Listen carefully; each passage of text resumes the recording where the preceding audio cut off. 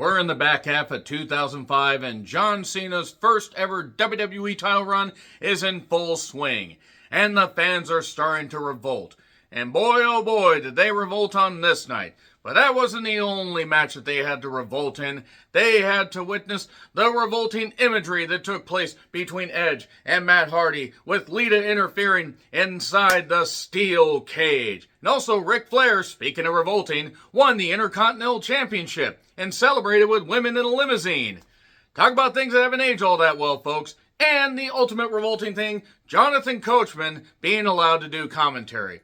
Me oh my, down on the revisionist bayou, Coachman always fucking sucked. I'm John Renton with the Retro View, WWE Unforgiven 2005, September 18, 2005, at the Ford Center in Oklahoma City. 8,000 fans, which was not a full house. They shot it well, but look at the capacity of the Ford Center. You will be surprised to see that WWE was not able to even fill that thing up even a little bit. I mean, 8,000 is still impressive, and you don't have to utilize every seat in the arena, but the fact that in 2005, when they had some hot moments, they weren't able to even get 12 to 13K. Oh no, the Fed is dead. No, in all seriousness, this actually had some really good moments. It also had some reminders as to things not always being all that great in 2005, and a bit of a weird transition period for WWE in general, because this was just under a couple months before Eddie Guerrero's tragic passing. More on that here in a little bit. And also John Cena dividing the crowd. And it wasn't that John Cena was bad. It's not even that John Cena's bad now in the ring. But the idea that he was annoying the Golden Boy pissed off quite a few fans. But speaking of pissed off fans, there were some pissed off fans in 2004 in Portland. Well, there were about 10,000 of them. And they paid quite a bit, in the sense that they had 239,000 pay-per-view buys. So this is down just a little bit in comparison to other B pay-per-views of that time. And Unforgiven 2005 did have 243,000 pay-per-view buys. So just up a little bit, but then if you go to 2006 at the Air Canada Centre in Toronto, that is where, of course, we had the big moment of Edge and John Cena in the TLC match and Trish's retirement and the various things that happened. One of arguably WWE's best B pay-per-views of the Ruthless Aggression era, pal. They had 16,105 fans and 289,000 pay-per-view buys. So yeah, the Portland one in 2004 wasn't all that well received because they ended the Randy Orton title reign very, very quickly. I also was at the Raw right after that, and that was where Snitsky made his debut, and we chanted Baby Killer at him. That was fun. That was a lot of fun. So anyway, let's talk about the 2005 pay-per-views before and after this. New Year's Revolution in San Juan, Puerto Rico, 15,764 fans, 270,000 pay-per-view buys, Elimination Chamber match, where you got to see Benoit with the precursor to what he would end up doing inside his own household over a weekend in 07. And also the Batista Triple H friction continuing to build, as well as Randy Orton continuing to be promoted as a babyface, and it just wasn't working. Thankfully, he would turn back heel soon after the Royal Rumble 2005. Speaking of, that would lead us to Fresno, 12,000 fans, 575,000 pay-per-view buys. So pretty good. Pretty damn good, I'd say. The Rumble was guaranteed to get quite a few pay-per-view buys, especially by this point. No Way Out. And that was just the next month. In Pittsburgh, 9,500 fans, 240,000 pay-per-view buys. I believe, if I recall correctly, that was Big Show and JBL in that barbed wire steel cage match. And the SmackDown pay-per-views were barely B grade. They were more like C grade. Not that there weren't talents there, but man, SmackDown with the brand split till about, sometime in 2003, right around the time that Stephanie took over creative. That's about when SmackDown really started to dip in quality. Big shock that. I wonder if they're going to reference Stephanie's post 9/11 SmackDown comments during her Hall of Fame speech. But anyway, WrestleMania 21 at the Staples Center in, Los Angeles, California. 20,195 fans, as it were, and 1.09 million pay-per-view buys. That's pretty good. That's pretty goddamn good. Then we go to Backlash in New Hampshire, and they had 14,000 fans and 320,000 pay-per-view buys.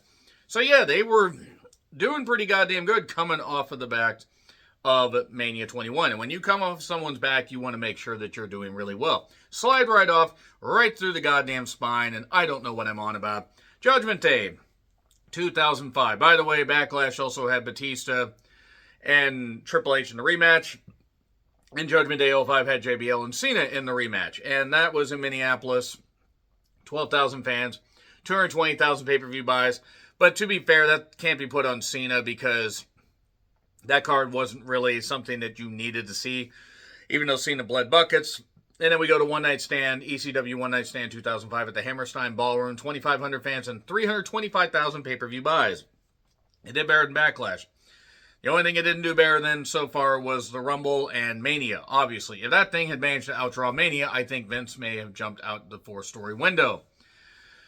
So, yes, One Night Stand certainly had some memorable moments. It also had something really stupid from Joey Styles talking about Mike Awesome. It's a shame he didn't take his own life when he did the Sioux dive.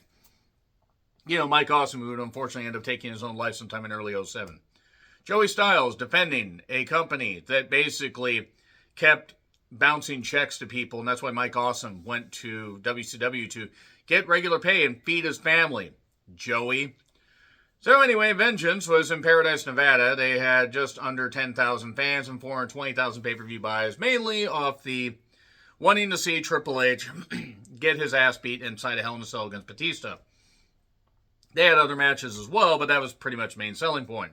That's back when the Hell in a Cell actually meant something. Great American Bash in Buffalo, 8,000 fans, 233,000 pay-per-view buys. Great American Bash 05. I'm struggling to remember much of it. I know Cena defended the title, but I'm struggling to remember much about Bash 05, which probably gives you an idea as to just what kind of card it was. SummerSlam at the MCI Center, the home of Starrcade for many years, especially the 1999 and I believe the 2000 ones. And take a look at the attendances of those compared to the attendances of 97 and 98. They had 18,176 fans and 650,000 pay-per-view buys to watch Shawn Michaels flop around like a fish against Hulk Hogan. More on that in just a little bit. As well as No Mercy, that took place after this. That took place in Houston, 7,000 fans, 219,000 pay-per-view buys. Unfortunately, it was Eddie Guerrero's last pay-per-view match. Him and Batista, you have to wonder what would have happened had Eddie been able to get his issues addressed. And to be perfectly honest, and I love Eddie, and I'm not saying it wasn't the drugs, the drug abuse and that kind of stuff that he had done early in his life, but he also was so goddamn juiced that it was putting strain on his heart. But rest in peace. No wrestler's death hit me harder than that. Not even Owens. Speaking of hitting harder. Let's move on to Taboo Tuesday. That was in San Diego with 6,000 fans, 174,000 pay-per-view buys. Yeah, not great. Not great, Bob. Not great. Survivor Series was at the Joe Louis Arena, 15,000 fans, 400,000 pay-per-view buys. We got to witness Undertaker make his return and Matt Hardy get out of the ring because he didn't want to damage his character, and then he just got destroyed at the following pay-per-view, Armageddon in Providence.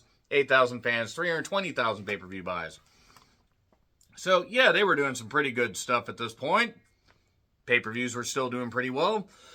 I think 06 would do a little bit better with some of these B-level pay-per-views. But to be perfectly honest, given the fact that they were still trying to establish brand white supremacy, it was tough. Now let's get on to the rest of this card.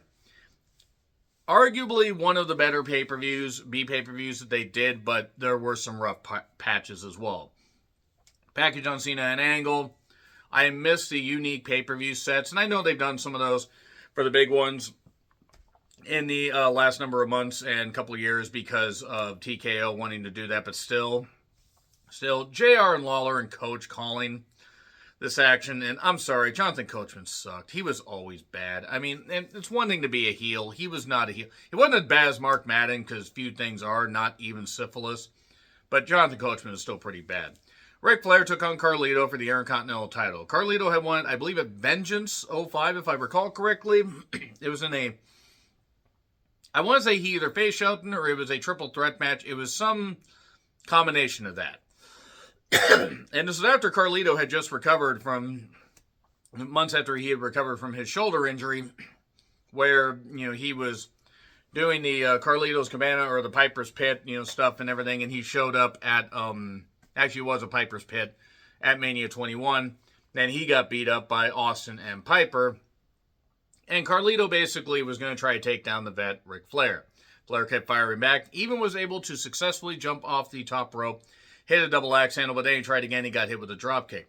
Carlito then tried to, take a bite out of his apple, started choking on his own apple because it was a core issue, and Flair got the figure 4 and got the victory. And then pulled out a bunch of women after his promo.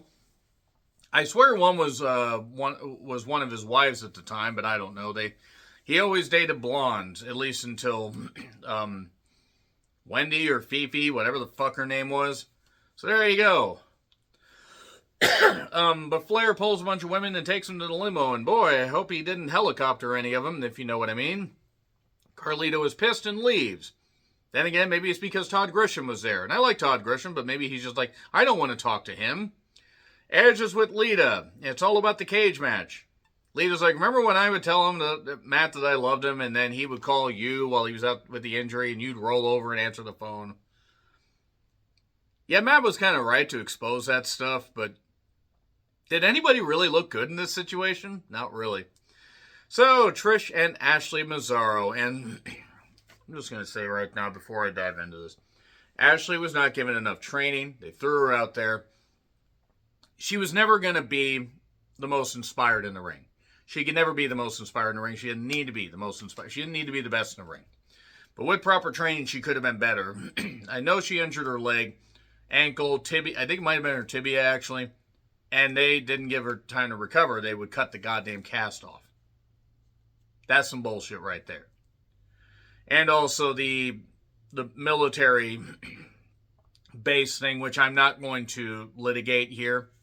But whoever did that, I hope that they ended up getting the karma that they deserved. And anybody in the company basically told Ashley not to say anything.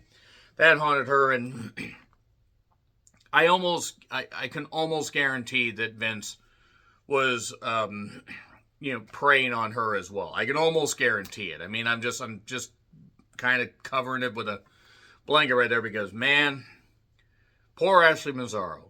She was never going to be cut out to be in wrestling long term, but just the mere fact that she was chewed up and spat out and dealt with the shit she dealt with and ended up, unfortunately, taking her own life and her poor daughter. It just, forget the wrestler. Forget her just being a wrestler. It's a human being that didn't deserve that. But Trish and Ashley took on Tori and Victoria, as it were. That was a missed opportunity. With Candice, they were known as the ladies in pink, but they were in gold. So that's false advertising, so you lied to us, Vince. And it was Ashley's debut on pay-per-view.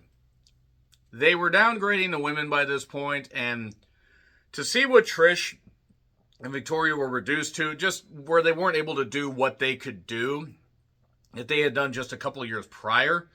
I mean, we were coming up on the 3-year anniversary of Victoria and Trish at Survivor Series in a hardcore match, and then the other matches they would have in, early to mid-2003.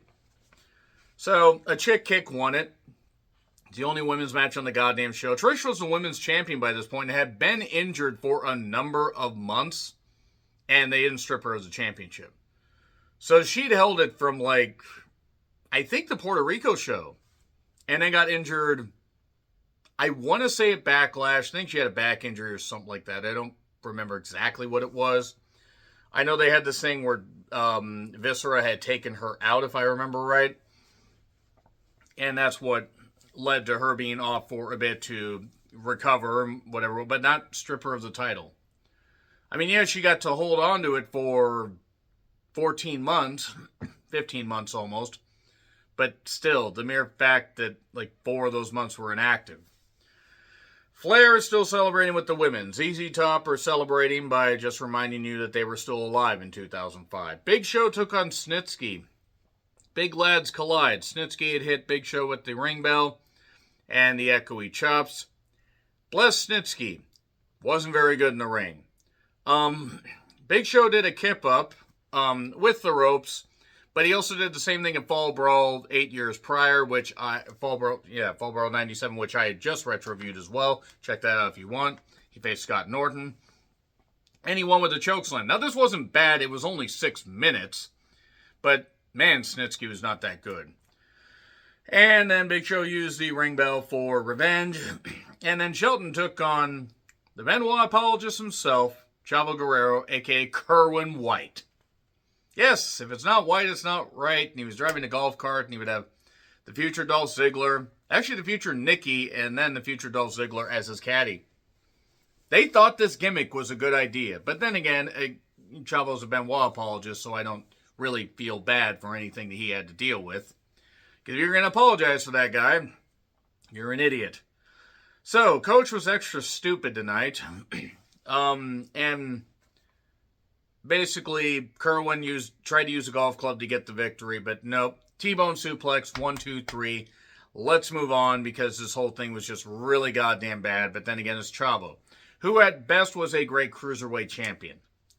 And really thought that he was a big goddamn star. And for some reason, people are still featuring him or trying to utilize his knowledge. That's only because Eddie isn't here. He's the Mari Jannetty of his own goddamn family. So, Matt calls Lita a bitch. And then Matt Hardy takes on Edge with Lita in the corner or outside the ring in a steel cage match. After all the Matt Hardy Edge stuff where Matt had found out that Edge was sleeping with Lita, and, well, they were sleeping with each other. That was his best friend, that was his girl, and that kind of stuff. And he had been out with an injury for a while. He'd exposed all the stuff. He'd been fired. He'd worked a couple Ring of Honor tapings. I think a couple. It might only worked one. But the crowd kept saying, we want Matt, we want Matt. He'd shown up. He was attacking Edge. They had the match at SummerSlam, which ended in a no contest, because Edge busted him open after just a few minutes, but the crowd was into it. Now, that wasn't a flat finish, but it did lead us to this. A hell of a fight where Edge had the Money in the Bank briefcase. That got involved. I'm not going to litigate every single goddamn move in this, but I will encourage you guys, if you don't see anything else on this pay-per-view before this point, see this match. I think this match might just be available on the WWE Vault YouTube channel, if I recall correctly, so you can check that out. The hits were hard, but they were safe. As mad as Matt may have been, that's hard to say. He wasn't going to take liberties with Edge because he was still a professional. And Edge was also a professional. And there was a bomb into the cage. There were Hardy chants. Lita jumps in at one point after the briefcase being used, and Edge got tied up in the ropes, and all this stuff's going on. She tried to get this. She got this chair in the ring. She tried to hit Edge with tried to hit Matt with the chair. He hit a twist of fate. He was able to stop Edge from getting out of the ring. Edge was bleeding at this point. It was chaos. It was insane. It was nuts. It was the best match on the goddamn card, to be perfectly honest. One of the best matches WWE put on in 2005, and that covers quite a bit of ground, because they really were cooking when they were able to, get some matches just like locked in, as the kids say.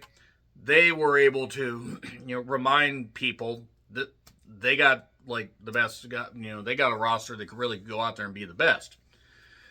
But really all this built up, and what people most remember is the leg drop off the top of the cage, which had to have been scary for everybody involved. Had to be scary for Edge. Had to be really scary for Matt, because he's the one doing the goddamn move. He's the one who's going to do it safely, got to aim right, and also probably wasn't able to walk straight for a fucking week after that. But he did end up getting the victory. That was good. And that's exactly the kind of shit that you do to blow off a feud. But they would also do a Money in the Bank briefcase ladder match for the Raw Homecoming on USA Network, where Matt would lose. And I believe it was a loser leaves Raw match as well. And Matt would lose and then would go on to go to SmackDown. And that was fitting. It was a brief feud, but it was a memorable feud. And it was one of the better ones of 2005. So Bischoff is talking to John Cena, who has ankle targeted on Raw, and basically says the title is going to come home tonight. And then Cena puts tape over Bischoff's mouth. Meanwhile, Edge is crawling up the ramp all covered in blood. Good job, medical staff. You just let the guy do that. Lance Cade and Trevor Murdoch, who were a team that certainly existed, they took on Hurricane and Rosie. That is the late Matt and Hawaii. Rosie, that is. Who I still vividly remember when he passed away. I did not even put together that he was the older brother of Roman. And just the fact, whatever relation, brother, cousin, whatever, just whatever relation, doesn't matter. Oh, why wasn't it Roman? Why'd it have to be either of them? Like that, I did a video on that. It was 2017. It was Remembering Matt Anoa'i, I believe is how I titled it. Plus people wishing death on Reigns. And that was, of course, way, way long ago. It feels like a lifetime ago. But it's just so fucking ridiculous. I encourage you guys to go search that video out to understand how I really felt. But this was a tag title match. Yeah, good luck after that cage match, pals. And look, Lance Cade would not make it another 5 years before he passed away. I think he died in like August of 2010. And I was actually there for his last TV appearance. It was where Jericho and Shawn Michaels, were still in their feud. And Lance got put through a table. And then I think very soon after was gone from the company because he had that incident on the plane where he passed out or had a seizure, whatever it was. And Hurricane takes a DDT on the floor, so he's being, taken out. But then it's like, Rosie's getting beat up. I'm going to go back in. And then he got pinned by the high-low. So good job there. So they held the titles for about 4.5 months. Yeah, 4.5 months. More limo stuff. Maria Bennett Kanellis, or Kanellis Bennett, or however the hell it is. Maria Kanellis. The one that is now married to Mike Bennett, and they have beautiful children together, and great for them. But she's there acting like a stupid interviewer. Chris Masters mentions about works of art like Michelangelo. Oh, like the Ninja Turtle, because she's supposed to be stupid and ditzy, when actually she's pretty smart. Well, she's smart in some things, but maybe not with some of the stuff that, maybe not some political stuff, as that has been shown. Check out screenshots. Go to Twitter and go Google Maria Kanellis political, and then maybe you'll realize, maybe no. Maybe you shouldn't have said anything.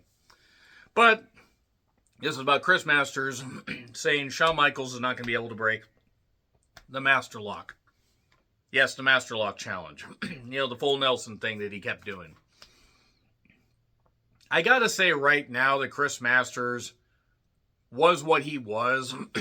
He could be featured, properly in shorter matches.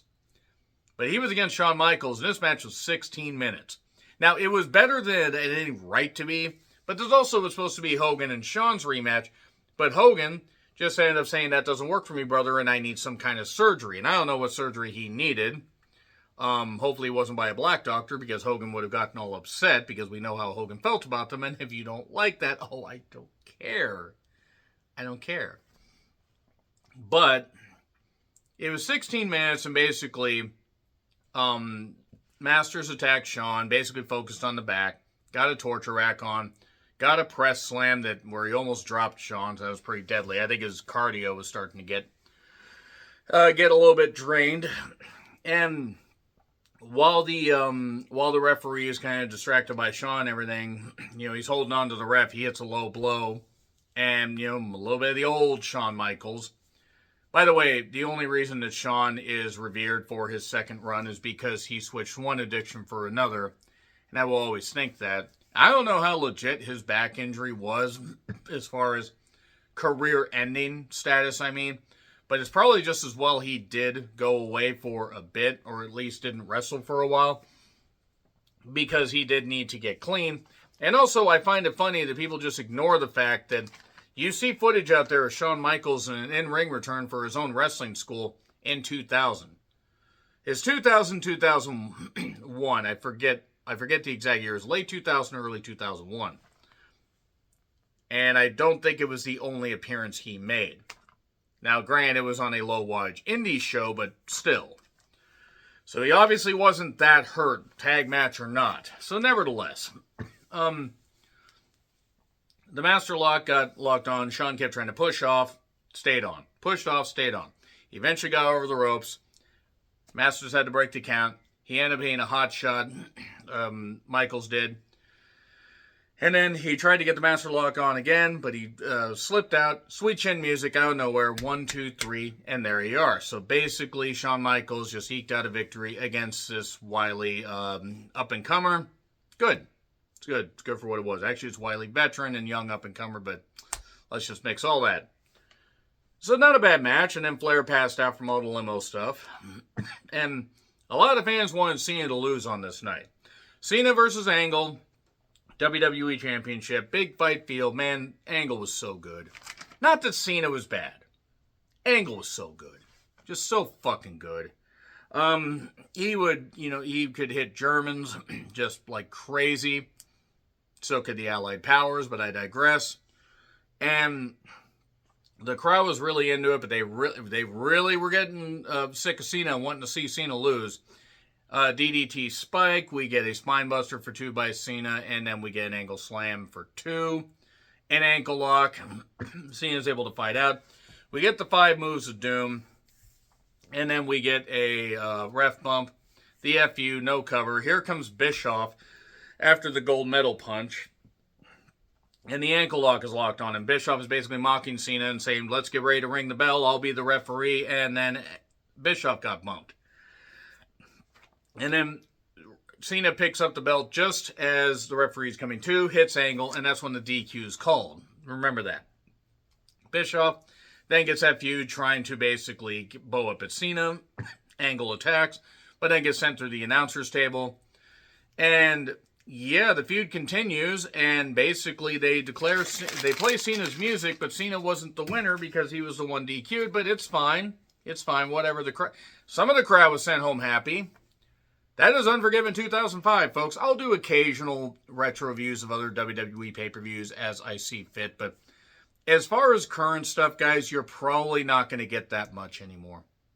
Because I don't want to go through the bullshit of paying for the ESPN app or doing the VPN stuff and whatever for shows that I really wasn't all that into when they were on the cock. So you will see occasional pay-per-view reviews like this, WCW stuff, whatever. Anyway, agree, disagree what I said, like, share, subscribe, Twitter, Letterboxd, Blue Sky handles in the description. I'm John Redland. Until we're in Oklahoma City again, shudder the thought. Happy trails to you.